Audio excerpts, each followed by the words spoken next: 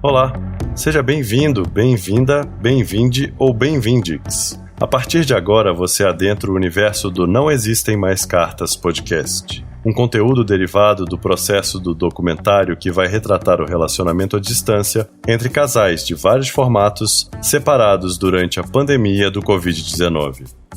Antes de começar, queria dizer que precisamos muito de você. Divulgue nosso podcast para os seus amigos e conhecidos e apoie nosso trabalho. Somos mantidos por uma campanha de financiamento nas redes através de duas plataformas, o aplicativo picpay.me/não existem mais cartas ou apadrinhe a gente pelo Padrim, com M mesmo, padrim.com.br/não existem mais cartas. A partir de R$5 mensais, você pode ajudar a seguirmos firmes e gerando conteúdo.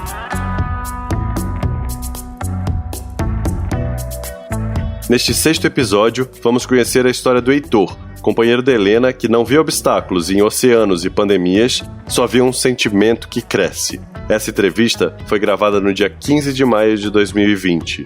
Todo o material foi captado através das plataformas de videoconferência, já que o momento não permite o encontro e respeitamos a ciência.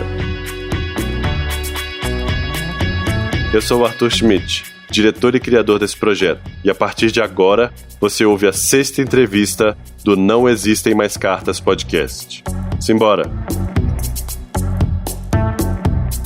Meu nome é Heitor, tenho agora 32 anos, daqui a um mês exato, completo 33. Então vai ser um aniversário da pandemia, um aniversário de entrada num novo mundo, né?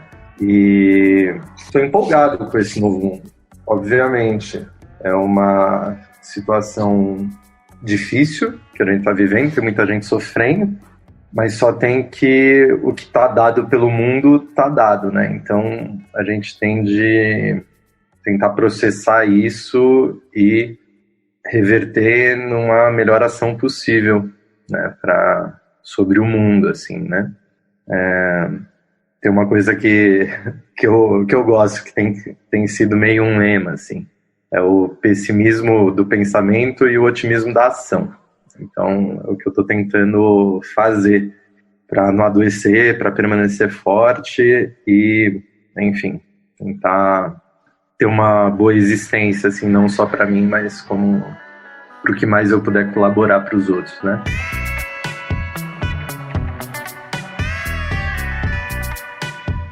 Eu sou um paulistano, nascido e criado em São Paulo, sou da Zona Leste, Vila Formosa, e sou irmão mais velho. Meu irmão está morando em Minas já há muitos anos, desde quando foi estudar na Federal de Viçosa. Eu estou morando aqui no centro, no Cambuci. Vão completar 4 anos que eu saí de casa, 5 anos que eu saí de casa, 4 anos que estou morando sozinho aqui. E sou filho de imigrantes, né? Tanto pai migrante do Nordeste, quanto mãe filha de imigrante europeu. Então eu sou essa mistura brasileira aqui que tá na tela, meio branco, meio preto. Tenho muito orgulho disso. Pode-se dizer, inclusive, que sou filho de escravizados por ambas as vertentes, por ambos os lados, porque meu pai é mestiço, preto, de mãe branca, de olho verde, de pai preto, né, meu avô. É um cara que conseguiu sair para estudar do sertão da Bahia para Salvador, ali o que devia ser algo como ensino médio de hoje, e depois para São Paulo para fazer graduação, se formou advogado. E minha mãe também é advogada, branca, de olho verde, e é filha de croatas, né? Antigos iugoslavos que vieram entre a Primeira Guerra e a Segunda Guerra para cá, como efeito da guerra, né? Metade da década de 20 eles vieram para cá. E eu digo que são duas vertentes de famílias com história de escravidão, porque slaves, é derivado. O conceito de escravidão moderna, que os portugueses e os espanhóis primeiro testaram na Ilha da Madeira, depois na África, e que gera a história do Brasil, foi praticada e aperfeiçoada durante 800 anos na Europa, com os povos do leste europeu, que eram escravizados primeiro pelo Império Romano, aí esmagados pelos germânicos e nórdicos, e depois pelos turcos, né, Constantinopla.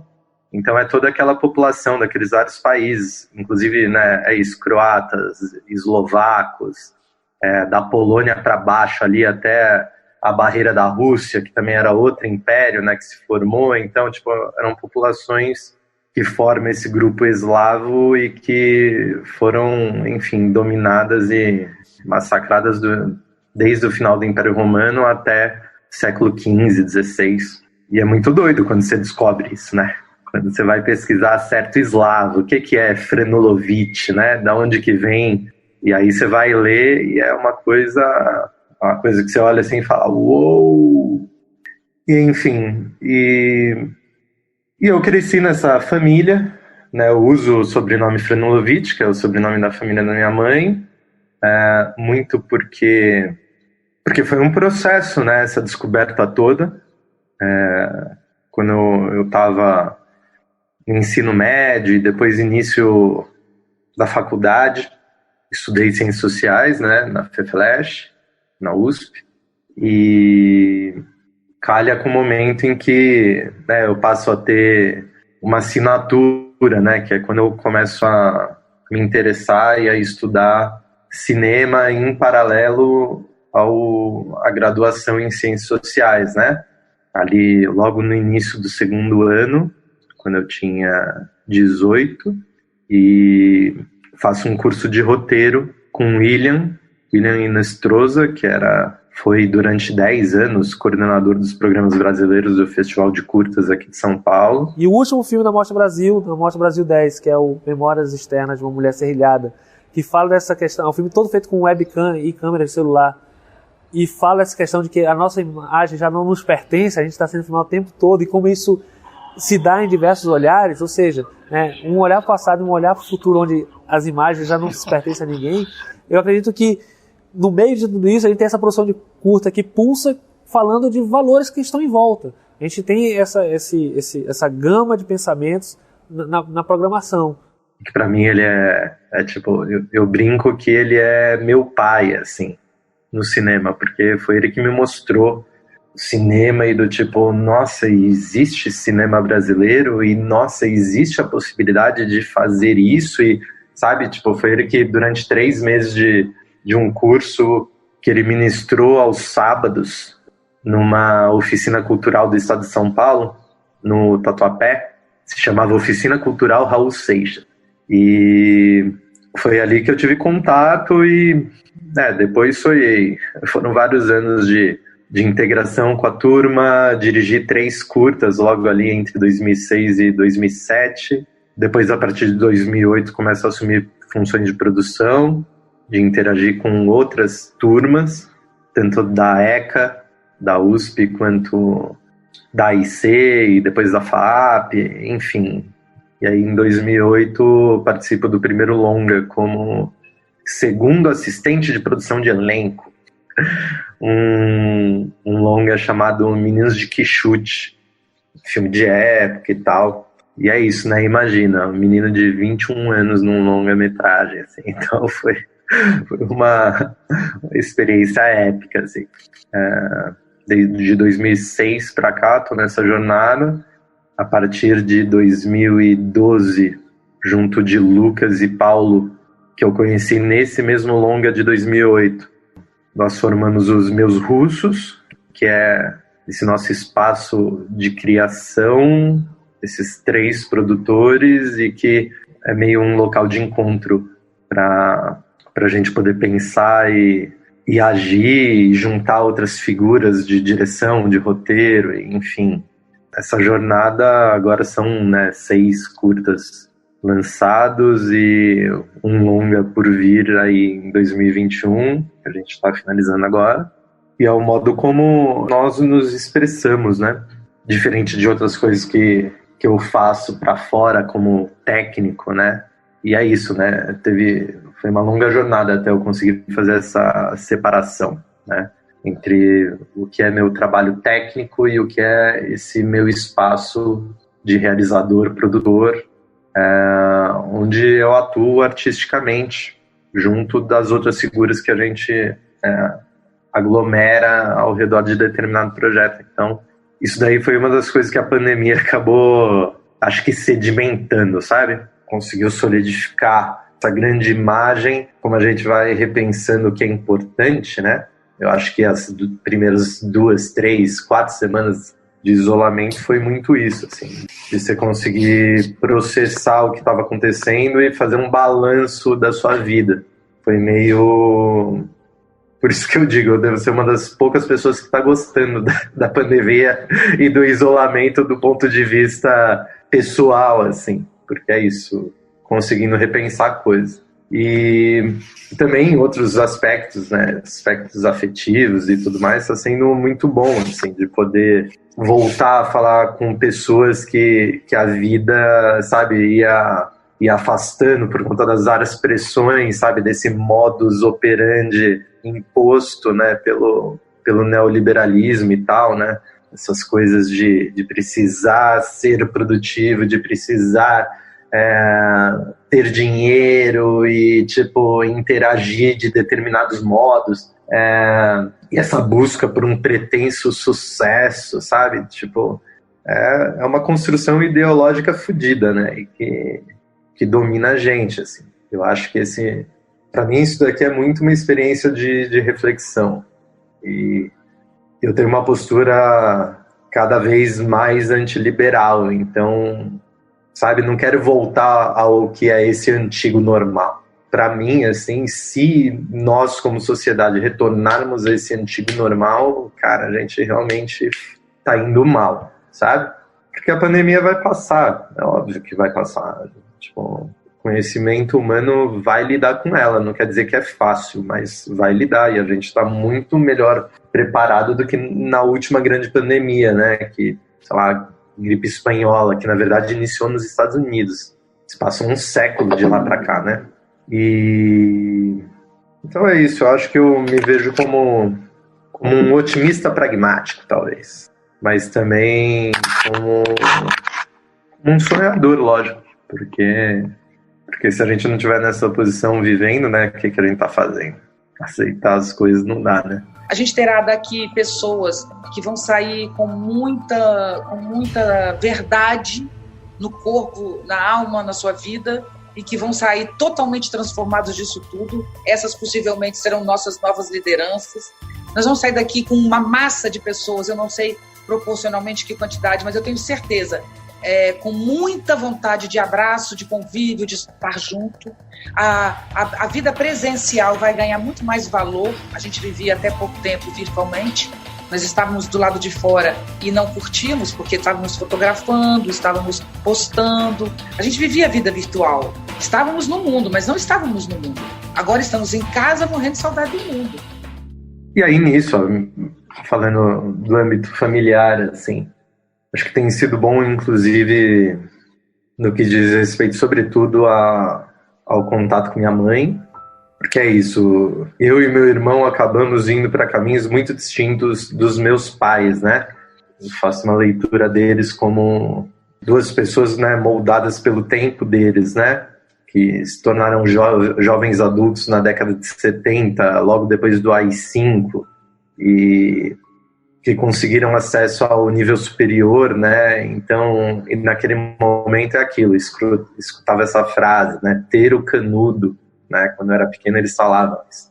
Porque realmente ninguém tinha nível superior, e isso daí, cara, tipo, te abria toda uma gama de privilégios, desde ganhos econômicos até prestígio social e tudo mais, naquele momento de industrialização do país, né, antes da grande crise da década de 80 e 90, né, com a superinflação. Eles viveram um sonho brasileiro, né, isso molda eles até hoje, inclusive pelo fracasso, né, a derrocada dos anos 2000, né, de quando eles estavam chegando aos na virada dos 50 anos de idade para 60 anos de idade, né? Que, enfim, né, veio aquela derrocada e o sonho de enriquecer, né, propriamente, de ter uma bonança infinita, tipo, para eles ficou claro que não rolava. E aí, né, isso cruza justamente com o momento da ascensão do PT ao poder, né? E aqueles anos de 2002 até agora, até 2016, até o golpe. E aí, né, presas fáceis do ódio, né, e da manipulação e da mentira. Minha mãe hoje em dia tá melhor, meu pai tá mais distante. Alguma hora eu começo a tentar fazer esse trabalho com ele, mas é porque é muito difícil, né? Porque cair nessa posição de votar e apoiar Bolsonaro por conta de um antipetismo é tipo uma coisa bizarra, assim. E até onde eu sei, os pais, é isso, né? São muitos e muitos pais e tios dos meus amigos, dos meus conhecidos dessa faixa agora, né, de turma que tá com 30 e poucos, né, que esses pais caíram, tipo, de joelhos para essa narrativa anticorrupção, né? Então, galera, nem todo antipetista é igual. O antipetismo é um fenômeno que é impulsionado por uma série de narrativas que existem na sociedade. Algumas dessas narrativas conseguem ter mais peso porque são construídas em cima de pequenos elementos de verdade. Mas aí depois elas são distorcidas e passam por filtros que são moralistas, filtros ideológicos, midiáticos, etc. Mas é isso, minha mãe agora já começou a se distanciar do Bozo, assim, felizmente. Que pelo menos esse ex-milico bizarro que a gente tem, o pior presidente do mundo, pelo menos desse, agora ela está se afastando. Já meu pai é isso, né? Eles são divorciados, né? Já desde os meus 15, então tem, sei lá, agora deve estar completando 18 anos que são divorciados e tal. E ele, agora que começou a pandemia, ele ficou aqui umas 3 semanas e foi pra Bahia, né? Que ele tem um sítio lá na Chapada Diamantina e tá lá. Curte ficar no meio do mato, com os bois dele lá e tal, tipo, no meio dos pés de manga e de mamão. E de umbu e de siriguela. Enfim, sou essa pessoa urbana que também cresceu no meio do mato, né? Porque faz bastante tempo, né, que minha mãe e meu pai compraram essas terras lá, próximos de onde meu pai nasceu, ali no município de Itaetê. Meu pai é da roça. E desde pequeno era isso, né? Desde que eu me lembro como gente, eu e meu irmão deitados, dormindo e, tipo, entediados no banco traseiro das picapes, indo, sabe, 2 dias de viagem até o sertão da Bahia, né? Então, até a Chapada Diamantina. E é isso, a gente cresceu jogando bola com a molecada, né? Foi o nosso contato, assim, que é isso, né? Com pessoas pretas, cara. Contato com pessoas pretas. Enquanto aqui em São Paulo, a gente, mesmo estando na Vila Formosa, era uma rua, né? A rua da família da minha mãe, que era uma rua de descendentes de iugoslavos. Era uma rua meio croata, meio portuguesa e espanhola, entendeu? E a gente sempre estudou em escolas privadas, então, cara, raramente tinha algum aluno preto, raramente, assim. E eu tinha esse contato até os 12, 13 anos, nesses momentos em que eu ia pra fazenda, 2 vezes por ano, né? Nas férias de fim de ano, né, que duravam uns 2 meses, e durante quase 1 mês no meio do ano. Jogar bola na terra vermelha, entendeu? E aí é isso, aí tinha o campo, depois brincar na piscina, essas coisas, assistir Copa do Mundo, né? Foram pelo menos 2 Copas do Mundo que a gente acompanhou lá e colocava a TV na varanda e, juntava a gente pra caraca pra poder assistir os jogos. Eu lembro muito disso em 98. A gente passou a Copa toda lá E a casa era, tipo, como se fosse um estádio, assim. E é isso, essas coisas, né? De ver boi, saber o que é um curral, andar de cavalo, sabe? Ver cobra, subir em árvore. Então, eu tenho essa formação meio mista, né? Eu sou um paulistano nato, pero no mucho.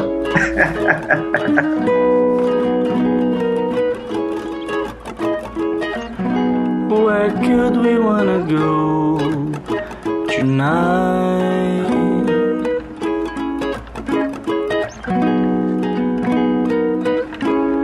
We know we'll always be the same. Enfim. E aí depois eu acho, né, quando eu tava no início da vida adulta, eu acho, sabe, essas coisas todas que, tipo, primeiro eram mais ou menos estranhas e que depois, né, tipo, é isso, né, elas vão ganhando significados, né, quando você passa a amadurecer e ver as coisas em perspectiva, assim. Então, obviamente, né, todos os problemas e dificuldades que eu tenho com os meus pais, tipo, eles vêm junto de vários aborrecimentos, mas também várias boas memórias e, tipo, gratidão também, sabe? Tipo, é isso, uma das coisas mais das quais, tipo, eu sou mais agradecido aos meus pais é por eles terem falhado miseravelmente em tornar a mim e meu irmão um espelho deles. Porque eles tentaram, né? Tipo, foram das melhores escolas de São Paulo durante o ensino médio pra gente poder entrar na USP, porque não tinha outra opção, tipo, não podia escolher mais nada. Meu irmão acabou na Federal de Viçosa, que é uma universidade pública de excelência e tudo mais, mas eu não tive essa opção como filho mais velho. Foi, de certo modo, imposto para mim estudar na Universidade de São Paulo. E o máximo que eu consegui foi prestar para a Unicamp também, mas não passei lá. E, enfim, foi o que foi, tá tudo certo.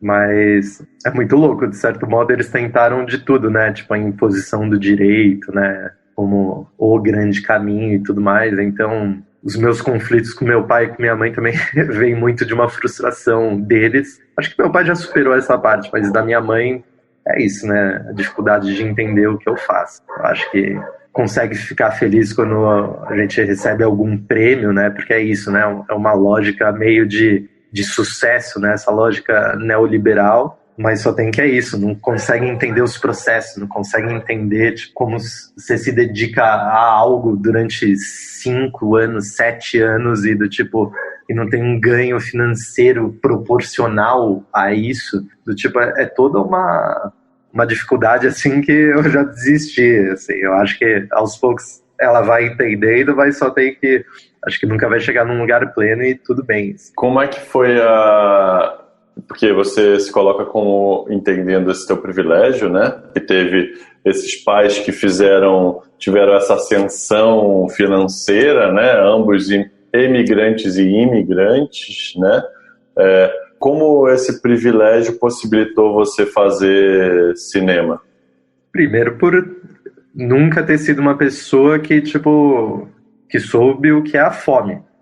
Nunca passei um dia da minha vida sem ter 3 refeições fartas. Sem ter, tipo, nunca passei frio, sabe? Tipo, minhas experiências de tomar banho gelado são logo no começo das idas à fazenda, quando ainda não tinha nem a casa. Tinha uma casa antiga que eles derrubaram e construíram uma casa enorme lá, entendeu? Uma casa de fazenda, rústica e tal, mas mesmo assim, uma casa super confortável. Varanda, com rede, sabe? Tipo, e tudo. E antes de ter energia elétrica, eu lembro de tomar banho de caneca lá, né? Como uma experiência mesmo, assim. E foi a coisa mais perto de dificuldade que eu já passei. Era zero de nenhuma dificuldade, era banho tonéis de água quente, mas de caneca, entendeu? Do tipo... Que pode ser visto como uma diversão, né? Porque é uma coisa de uma vez, né? Tentar no lugar da experiência engraçada, né? Lúdica, não tá no campo da dificuldade, né? Exatamente. Nenhuma dificuldade, assim. Meu irmão, teve tudo. Tipo, Mega Drive, Super Nintendo, PlayStation, entendeu? Do tipo... a gente pagava um preço, né, que era ter que passar horas intermináveis, tipo, fazendo compras com minha mãe, o que entediava a gente loucamente, mas só tem que, a cada ida dessa, a gente voltava com várias coisas pra gente. Então, tinha o preço, saca? Mas é isso. Materialmente, meus pais foram excelentes, foram maravilhosos, entendeu? A minha crítica é em relação ao significado dessa ascensão material para eles. Isso é o que eu tento não reproduzir, sabe? E é isso, eu tenho hoje uma vida simples, mais ou menos simples, mas só tem que, é isso, dentro das minhas escolhas de trabalhar, sabe, longe das vias principais de formação do capital, é isso, eu nunca fiz publicidade, entendeu? As minhas 2, 3 experiências mais próximas de publicidade são junto de um colega que eu conheço há muitos anos, em períodos curtíssimos, coisas de 1 mês a cada 3 anos, para um concurso de comida, entendeu? De bares e restaurantes, um concurso nacional, produzindo as chamadas para a TV. Esse é o mais próximo que eu já cheguei de publicidade. A gente não está nem vendendo um produto tradicional. E é isso, dentro do que a gente faz, dentro da produtora, dos meus russos, a gente nunca vendeu o nosso tempo, né, o nosso trabalho, o nosso interesse, né? A gente só fez o que a gente quis, a gente só fez cinema. E até o Heitor, pessoa física, prestando serviço para outras produtoras, também só fez cinema e TV, e sempre nessa posição de produção independente, né? Nunca fui trabalhar para um grande exibidor ou coisas do tipo. Então, mesmo com essas escolhas que são radicais, que não são todos dentro do setor audiovisual que conseguem seguir, ou enfim, não é nem uma questão de seguir, é uma escolha. É isso, cara. Estou num apartamento confortável, um apartamento antigo, que eu acho que é da década de 40 ou 50. Pé direito alto, janelas grandes, tipo, uma bela disposição espacial, com 2 quartos, com varanda, num predinho pequenininho, sem portaria, no Cambuci, igual eu falei, o que é meio um ponto estratégico, assim, para mim, que eu tô a 5 minutos da Liberdade, a 12 da Paulista, tipo, a 7 da Vila Mariana, tenho saída para 23 de maio, que vai para a Zona Sul, e para Radial Leste, e tanto para o leste quanto para o oeste. É isso, né? Teve todo um pensamento meio de produtor, assim, né? Um pensamento estratégico para pensar onde eu ia morar, né? Quando decidi sair de casa, né?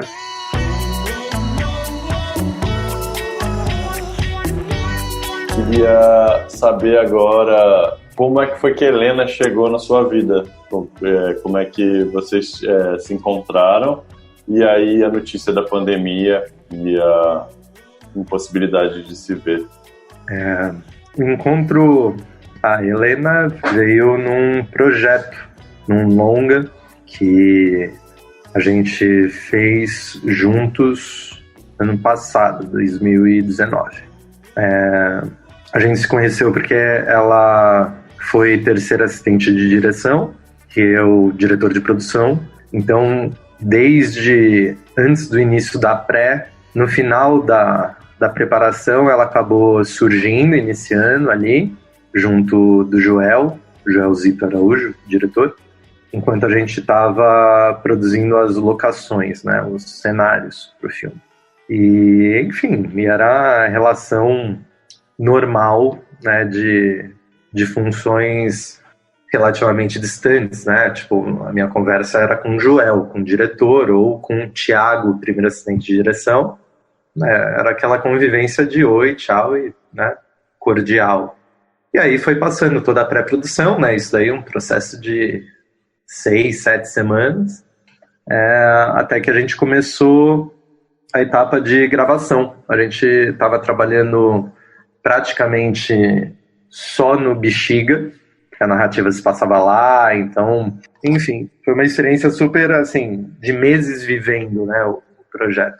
E o que aconteceu foi que, logo no final da primeira semana, é meio da cultura, né, de de cinema ter as pré-folgas. As pré-folgas são esse último dia de trabalho da semana, antes da folga, né? A gente trabalhando 6x1, então é um momento de libertação total, assim, de exaustão, e você rebate isso com álcool e uma quantidade de outras substâncias.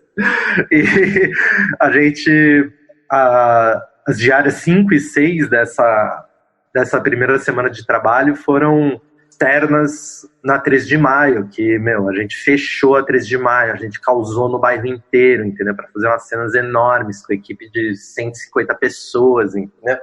Então eu tava assim, tipo, emoção pura, né? Coordenando o trabalho dessa equipe, e deu tudo certo. E o Lucas, que é meu sócio e que tava comigo no projeto, a gente usou como base em um dos dias o Mundo Pensante, que é a balada da música boa brasileira, né, nova, da galera de inovação, assim. Ele fechou lá como um lugar para a nossa base no dia anterior, e nesse dia da pré-folga, no dia seguinte, a gente foi convidado, a equipe, para poder entrar na festa. Então foi aquilo, a gente acabou de trabalhar 18, 19 horas, 20 horas, e aí, todo mundo enchendo a cara até meia-noite para poder entrar na balada. Ali, perto da Praça Dom Urione, na parte de cima da 13 de maio. Aí, aquele momento, tava feliz pra caramba. E é isso, tinha 20 pessoas da equipe enchendo a cara ali na calçada, dançando. A Prix, colega nossa, tipo, dando aula de funk pras meninas, tipo, ela é carioca.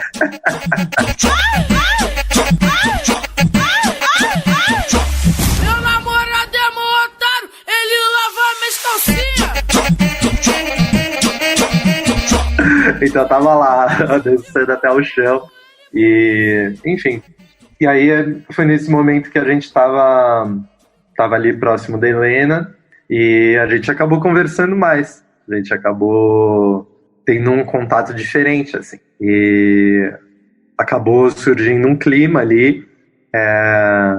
E aí tiveram vai e vem, não sei o que e tal, fala que não sei o que, tipo, é isso, né? Fica todo mundo meio besta, assim, meio no esquema 15 anos, assim. Até que é isso, tipo, tava eu e ela conversando com mais umas 2 colegas, assim, e aí de repente a gente se olhou e se pegou, assim, no meio da conversa, totalmente corte seco, assim, com a galera, tipo,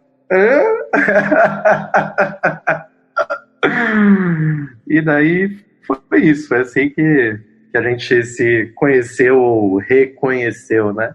Foi no meio de uma festa, no meio de um projeto, no meio da 13 de maio. E como é que a coisa evoluiu aí do terminado filme e aí a decisão do namoro? Bom, a gente continuou, né, se vendo diariamente, né? Afinal de contas, a gente era o início da etapa de gravações, ainda tinham mais 3 semanas. Isso foi algo ali meados de setembro. E aí seguiu até meados de outubro. E acabou sendo algo natural, sabe? Foi algo novo, assim, algo que nunca tinha acontecido, sabe? De pegar e me relacionar com alguém, com algum colega, né? Nunca tinha acontecido nesse tempo todo. Enfim, foi um processo muito bonito, assim, porque a gente se apaixonou. E aí tinha essa questão, né, Helena não estava morando aqui, ela estava morando na Itália. Ela veio para cá para trabalhar nesse projeto porque a família dela conhecia Joel, o diretor, já há muito tempo. Ela mesma conhecia Joel já há alguns anos. E em algum momento ele deve ter comentado sobre o longa e convidou ela para ser terceira assistente dele. E aí ela foi indicada ao Thiago, né, o primeiro, eles se conheceram, rolou, então ela acabou entrando para a equipe. Mas só tem que isso tinha prazo. Ela retornaria à Itália, ela estava morando na Itália, sei lá, 1 ano e meio, né? Nisso ela acabou ficando esses 2, 3 meses aqui no Brasil e tinha uma data mais ou menos próxima para retornar. Aconteceu que ela acabou sendo indicada a outro projeto, a uma série, logo na sequência, bem próxima, assim, coisa de 2, 3 semanas depois de encerrado o trabalho no longo. E eu conhecia a primeira assistente lá também, que seria, né, chefe dela. Aí eu acabei dando um depoimentozinho ali, né? E acabou rolando, e ela fechou, e assim ela acabou continuando mais um tempo, né? E marcou o retorno dela para o dia 13 de janeiro. Então a gente teve esse tempo de, meados de outubro, desde o término do longa até meados de janeiro, para ficar junto e sabendo que ela retornaria à Itália. E foi um período muito intenso, assim, que a gente pegou, viajou, curtiu. Primeiro enquanto ela trabalhava nessa série, e depois até quando ela terminou no comecinho de dezembro. Aí a gente teve mais ou menos um mês bem intenso juntos ali. E ela acabou retornando como, né, previsto, mas de um modo diferente, já com uma ideia de encerrar o que ela tinha que encerrar na Itália, desde parte burocrática, sabe? Acabar de tirar a cidadania, passaporte, esse tipo de coisa, até acabar alguns cursos e tal, que ela já estava fazendo por lá. Porque é isso, Helena é múltipla. Ela estudou cinema, mas só tem que... Ela é das artes plásticas, escultora, desenhista. E aí veio a pandemia, porque a priori seriam 15 semanas de separação entre meados de janeiro e 29 de abril. Então, mais ou menos na metade dessa jornada veio a pandemia ali por março. E aí, certo, tá, e o que vai acontecer agora? Então, separados já estávamos, né? O que acabou sendo uma situação que eu acho que inclusive simplificou as coisas, sabe? Porque a gente não teve de construir a separação, esse imaginário do zero, a gente teve de moldá-lo, remoldá-lo, né? Aí teve essa coisa, né, de chegar o dia 29 de abril, desculpa, e de ela não poder voltar, porque é isso, né? As fronteiras são fechadas, tanto aqui quanto lá, e não sei o quê, e a Itália foi esse grande epicentro europeu da pandemia. Ela está em Roma com os pais, então ela não estava na região mais afetada, né, no norte, ali por Milão e tal.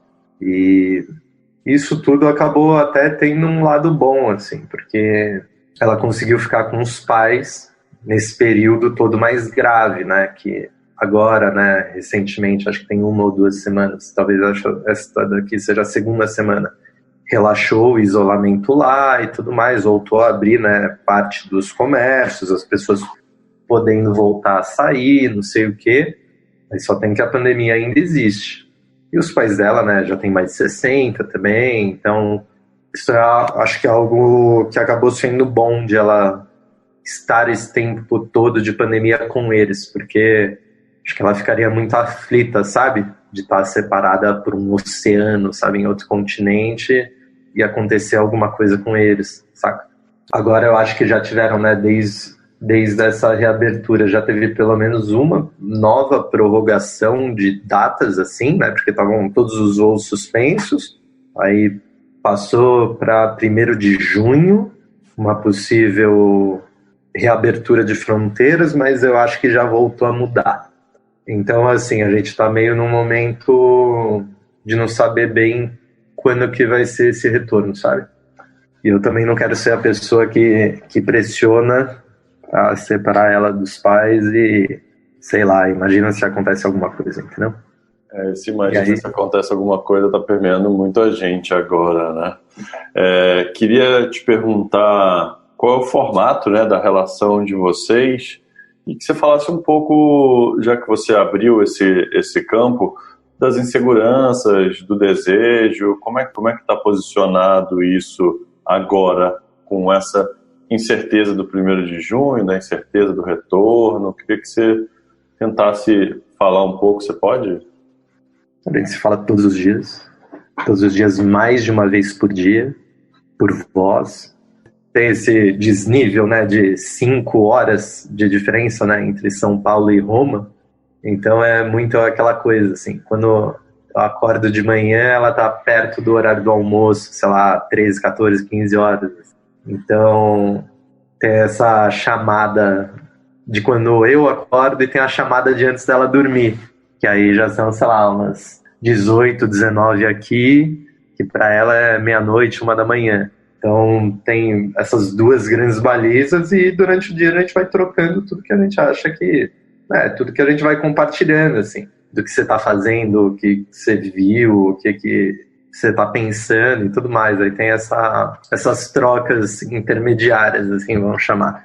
E nesse tempo todo, eu acho que o sentimento só aumentou, né?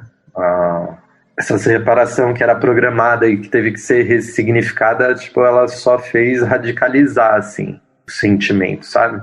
E a gente continua apaixonado, continua super apaixonado e a gente a gente sabe que logo ela vai chegar.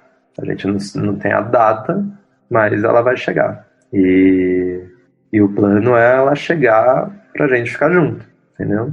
A gente morar junto e tudo mais. Então, ela fica mais aflita. Eu fico mais numa posição de calma, tá tudo bem.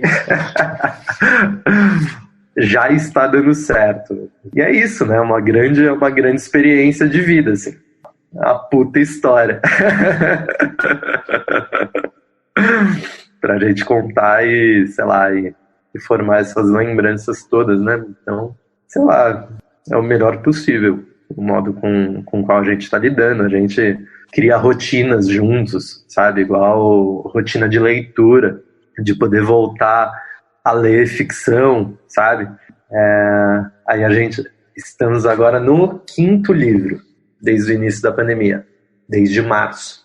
E aí cada um vai, indica um, escolhe um, aí a gente já leu, começou, né, com uma escolha minha, tipo, super adequada e leve, A Peste, do Camus, e aí depois a gente foi evoluindo. Lemos um alemão, aí depois a Chimamanda, depois a Evaristo Conceição e agora Eduardo Galeano. Nem eu, nem ela tínhamos lido ainda As Veias Abertas da América Latina, então a gente pegou agora, começou essa semana aqui. Tú decías cuál va a ser el destino de América Latina. Yo no lo sé, pero sé cuál es el desafío. El desafío es, ¿vamos a convertirnos en la triste caricatura del norte? ¿Vamos a ser como ellos? ¿A repetir los horrores de la sociedad de consumo que está devorando el planeta? Aí a gente vai definindo, né, quantas páginas por dia, vai lendo, vai conversando e vai seguindo, assim. Então, sei lá, essa é uma das rotinas. E é isso, né? Segundo a Helena, eu sou muito inquieto, eu sou... que é isso, né? Eu tenho aqui a minha lousa com as minhas tarefas e tudo mais. Acho que a gente se divide um pouco entre obcecado e obsessiva. A gente, enfim, faz essas brincadeiras, assim. E é isso, eu fico compartilhando sobre meus projetos, sobre o que eu tô fazendo, e ela também, sabe? Um mostra as coisas pros outros, aí de repente é isso. Aí ela começa a assistir uma série factual sobre cerâmica, escultura em cerâmica, uma parada inglesa com aquele sotaque maravilhoso, e ela fica falando disso, aí de repente eu pego e assisto um episódio, entendeu? Aí a gente, tipo, dá risada e conversa, sabe? Tipo, a gente vai compartilhando coisas. Daí ontem, como eu tô estudando algumas coisas, tal, sobre distribuição e esse mundo novo, né, do cinema, como que vai ser, né, essa existência virtual das coisas agora, né, pós-pandemia. E aí ela pegou e me deu um presente, uma palestra de um instituto em Nova York sobre o futuro da distribuição de cinema, sabe? Tipo, aí ontem era isso, ontem eu acompanhei a palestra que ela me deu de presente, assim. Então, a gente vai trocando, assim, fazendo as coisas juntos, sabe? E é isso, e fazendo as coisas juntos mesmo. Igual a gente está preparando um projeto novo de longa, um segundo documentário, já dentro dessa lógica de rever os planos e tudo mais, e a gente está buscando financiamento no exterior, então a gente está escrevendo em inglês, e ela é super capacitada em inglês, e também fluente em inglês, fluente em espanhol, tem um bom italiano, já que está morando lá há 2 anos agora. E aí é isso, aí ela pega, revisa meus textos, não sei o que, sabe? Tipo, é isso, eu falei pra ela, cara, não vacila que eu te coloco pra trabalhar. É só uma vontade de estar juntos no fundo, né? O que você acha? Eu acho que é isso, né? Porque é uma troca, né? Você quer ir fazendo parte dos imaginários da outra pessoa, né? Pra poder construir um imaginário comum. É isso, eu não tenho dúvida que né, eu tô aqui no escritório e tal, não sei o que, mas é isso, aí eu fico brincando com ela. Não é, o que a gente vai fazer pro escritório? Porque você precisa de uma mesa sua, porque, né, a minha mesa já tá meio ocupada, a gente precisa de uma mesa sua, então tem que tirar a poltrona, não sei o que, tarará, colocar outra mesa, e é isso, tenho certeza que vou acabar em algum momento tendo aulas de escultura em argila, entendeu? Nenhuma dúvida em relação a isso. Aí vai ser o barato. Nunca fiz nada disso. E imagina, com a escultora do lado, é óbvio que isso vai acontecer. Aí, agora também ela pegou, que ela também fotografa, então ela pegou e comprou. A gente acabou falando sobre uma câmera instantânea, né, do tipo Polaroid e tal. Aí ela pegou e comprou uma, não sei o que, porque vai ser um barato a gente poder fazer fotos e, né, já imprimir, não sei o que, tipo, uma câmera para se divertir, né. Então ela pegou, escolheu, pesquisou, a gente falou, e aí já tá lá em Roma fazendo fotos da turma, dos pais e não sei o que, sabe. É isso, né, a gente vai criando pontinhos juntos, assim, né? Da hora, muito legal, muito legal. Queria saber um pouco como afetou vocês e como vem afetando, né? Você é um cara muito conectado com o social, com a política, né? E pensa muito isso. As últimas notícias, o fechamento, né, do dia 31, aí os posicionamentos do nosso presidente da República, o posicionamento da nossa secretária de Cultura, relativizando ditadura, como é que são as conversas de vocês, como é que isso permeia as expectativas de vocês, qual a sua opinião sobre isso tudo que está acontecendo no Brasil nesse momento particular que a gente tem 2 narrativas, né? A narrativa do coronavírus e a narrativa da estratégica de bombardeamento diário de informações vindas do nosso governo federal. Como diz Tom Jobim, né, há mais de 50 anos, o Brasil não é para amadores, né? Uma crise só, sem precedentes, como a pandemia, não é o bastante para o Brasil. Então, a gente tem essa grande crise política e a enorme, gigantesca crise econômica que vai se iniciar, todas juntas, né? É um grande prisma de desafios para o nosso povo, assim. Obviamente, né, temos provavelmente o pior presidente do mundo, um fascista, que devia ter sido preso já há muito tempo, mas só tem que nós, como sociedade, fomos covardes. Acho que a gente faz uma leitura ruim, uma leitura fraca de o que é liberdade, né, porque a liberdade, ela tem limites, a liberdade, ela não pode ameaçar a existência dos outros. Então, quando na virada dos 80 para 90, um então deputado em primeiro mandato, logo naquele processo de redemocratização, fala em guerra civil e matar uns 30 mil e matar o presidente da República da época, ele devia ter sido preso ali. E não é só um erro daquelas pessoas de 30 anos atrás, é um erro nosso. Em 2016, em meio ao golpe na Câmara, ele saudar torturador e não sair de lá preso. Pela família e pela inocência das crianças em sala de aula que o PT nunca teve. Contra o comunismo, pela nossa liberdade. Contra o Foro de São Paulo, pela memória do coronel Carlos Alberto Brilhante Ustra, o pavor de Dilma Rousseff. Todos nós somos grandes covardes, entende? É por isso que ele teve espaço para subir ao poder, no meio do caos gerado pelo golpe. E a gente tem de lidar com isso agora, com esse perigo, né? O que eu espero é que é aquilo, né? Crise e oportunidade, né?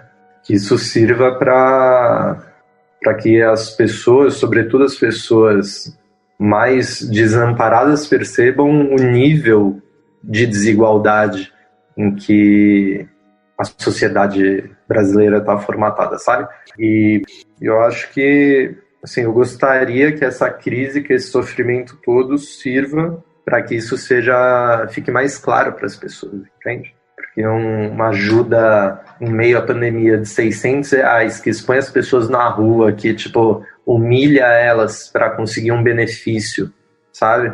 Tipo, não é um benefício para elas, é um benefício para a sociedade. Se essas pessoas morrerem, o sistema social perde, o sistema econômico perde. É isso, tem cálculos aí. Cada pessoa representa mais ou menos um ativo de 5 milhões de dólares ao longo da vida dela.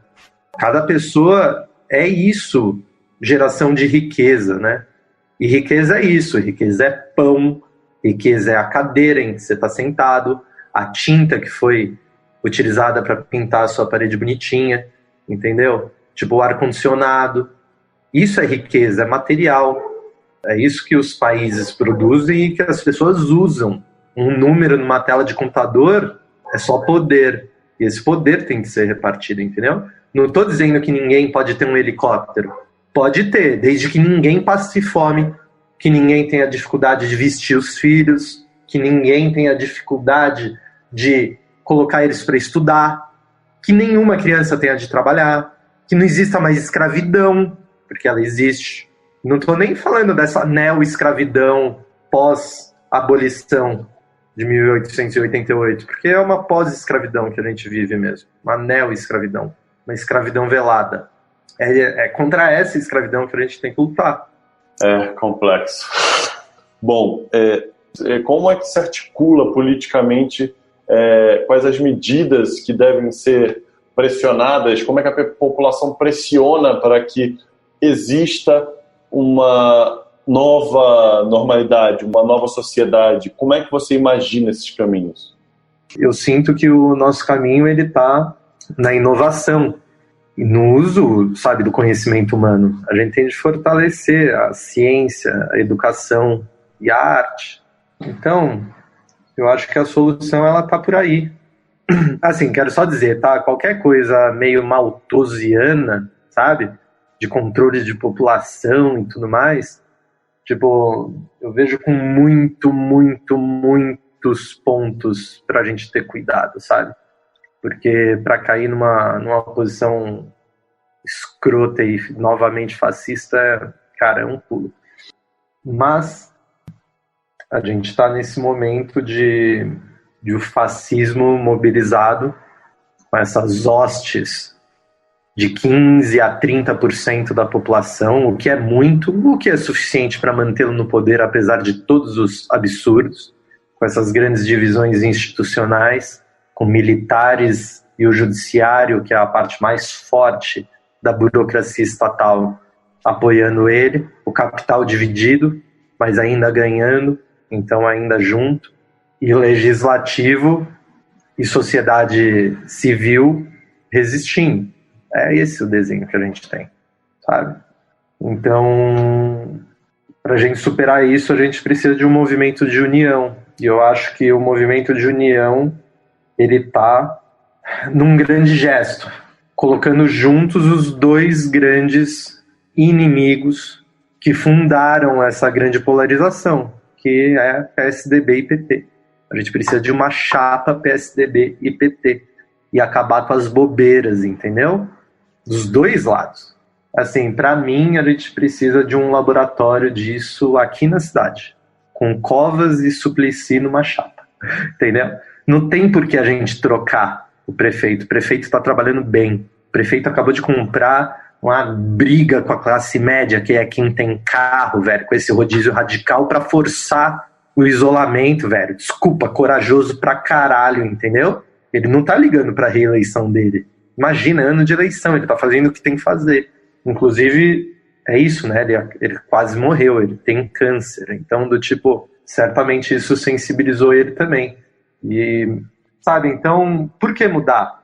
Só por uma questão partidária, sabe? Tipo, não é futebol. Tipo, o que eu queria ver é um cara que eu admiro como Suplicy, que é uma figura que sempre foi escanteada dentro do PT. Ele é uma figura muito mais pessoal, pública, do que carregada pelo PT. Isso porque ele é uma pessoa, tipo, cara, que até onde eu sei é extremamente organizada para o outro, sabe? Tem uma trajetória enorme, nunca foi acusado de nada e é isso, vai brigar com a polícia e sai carregado, sabe? É dessa figura que a gente precisa junto desse prefeito, pra gente dar uma grande imagem contra o fascismo, você entende? Que a gente tem de construir. Eu não preciso do PT na cabeça de chapa, eu preciso do PT junto do PSDB, entendeu? E é isso, a gente tem que entender que antes de a gente ganhar, a gente tem que parar de perder. Pensa o risco, o que acontece se São Paulo, a maior cidade do Brasil, a mais rica, acaba com um prefeito da esquerda? Você acha que Bolsonaro e os fascistas que estão lá vão achar isso de boa? Eles vão retaliar aqui igual retaliam o Nordeste. A nossa população precisa disso agora? Se a gente já tem um trabalho bom sendo feito? Não. A gente pode juntar força. Entendeu? Então, assim, essa é a minha posição e é o que eu estou pensando e estou querendo agitar. Eu acho que é uma muito briga... Legal. Muito legal.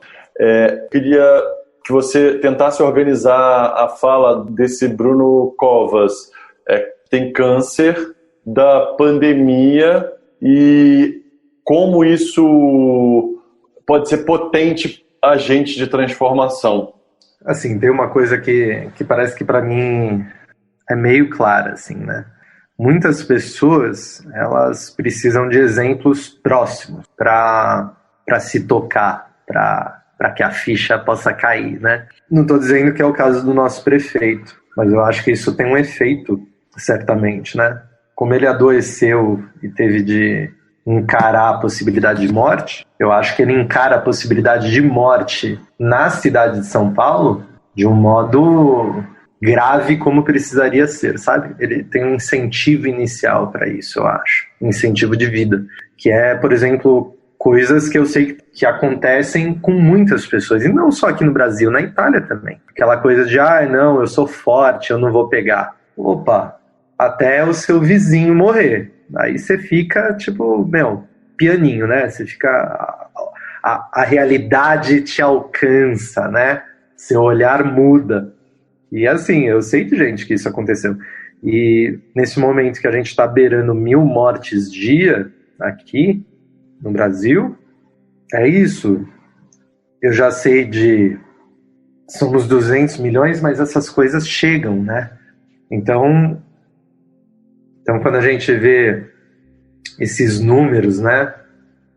100 mil, 200 mil infectados, 20 mil mortos, a gente sabe que está super subnotificado, porque não tem teste e porque já existe o histórico de mentira, né? Militar não gosta né? Eles são bons de mentir, como eles fizeram na epidemia do início da década de 70, né? De sarampo, que matou um monte de gente aqui, até que lá fora obrigaram, para continuar emprestando dinheiro pelo FMI, que o governo brasileiro da ditadura militar vacinasse o Brasil. E aí teve aquela operação gigante de 80 milhões de vacinas, depois de 5 anos de negação, sabe? Da epidemia aqui. Se eu não me engano, é entre 71 e 76. Então, assim, cara, eu acho que eu já fugi da sua pergunta, mas o que eu penso é que, infelizmente, muita gente, né, assume essa posição infantil de negação da realidade, porque é difícil, porque você precisa ter coragem, porque você precisa tomar decisões e ações que não são confortáveis, sabe? Quando você vê aquele terror do seu lado, aí você muda. E, infelizmente, eu acho que é o que vai acontecer aqui. E daqui a um tempo estaremos com toque de recolher, com a cidade trancada, o tal do lockdown, porque no começo da semana eu disse que a gente ia bater 1.000 mortes dia. Esta semana aqui, hoje é sexta. E eu, infelizmente, acho que eu tô certo. Acho que até domingo ou segunda-feira vai bater 1.000 mortes dia. Já estava em 884 ontem, eu acho. Semana que vem, provavelmente, a gente bate 2.000 dia. Então, a partir disso daí, eu acho que em 15 dias vai ter trancamento mesmo, sabe? E aí, né, sobre... E isso daí são algumas das incertezas que batem, por exemplo, pro retorno da Helena, né? Porque também não faz sentido ela já ter passado por 2 meses de cidade trancada em Roma. Essa é a segunda semana que tá reabrindo. E aí ela chega aqui para passar, sei lá, mais quanto tempo trancada, né? Em meio aos cadáveres e o caos. Então, isso é algo importante, assim. Porque é isso, né? Não é só pensar em mim ou no que eu quero, né? Helena me pediu em casamento, olha só. E eu aceitei. Mas é isso, né? A gente tem um momento certo, assim. E eu tenho essa segurança de que é isso, ela vai chegar. Ela vai chegar. Ela vai chegar. Obrigado. Se eu não tivesse com a fita, até faria uma serenata pra ela, que veio cair de morar em cima da minha janela. Essa é a história do Heitor, assertivo nas previsões e paciente na espera. Ela vai chegar. Esse foi o 6º episódio do Não Existem Mais Cartas podcast. Gostou? No próximo episódio, vamos conhecer a Paloma. Ela é produtora musical em Belo Horizonte e, por ser grupo de risco, com problemas respiratórios, decidiu ficar separada do seu companheiro. Importante dizer que a Paloma está colaborando sozinha com o projeto. E se você curtiu, ajude a gente a encontrar mais e mais colaboradores. Divulgue para os seus amigos e conhecidos para seguirmos firmes e gerando conteúdo. Mande comentários e faça avaliações pela plataforma de áudio que você mais curte. E assim, o nosso podcast vai ganhando força e relevância para chegar em mais e mais gente. Se você quer contribuir de alguma outra forma, é só mandar um e-mail para colabore@gmail.com ou nas nossas redes sociais, através do perfil do Insta, @Não Existem Mais Cartas, e da fanpage do Facebook, Não Existem Mais Cartas. Eu sou o Arthur Schmidt, idealizador do Não Existem Mais Cartas, e agradeço a todos que estão comigo nesse projeto. Na produção, Luísa Vassalo, na edição de áudio Compasso Lab, no conceito gráfico Felipe Bezerra, assistência de direção Marcela Alvarenga, trilha sonora Lobo Husky e Pablo Piazzolla. Este episódio usou áudios de UOL, o coronavírus faz repensar a solidariedade e o amor. Tese 11, de onde vem o seu antipetismo? Graviola, Peronomútil, MC Carol, meu namorado é o maior otário, Eduardo Galeano, destino da América Latina, Bolsonaro exalta Ustra na votação do impeachment em 2016, Novos Baianos, vagabundo não é fácil. Até o próximo episódio. Simbora!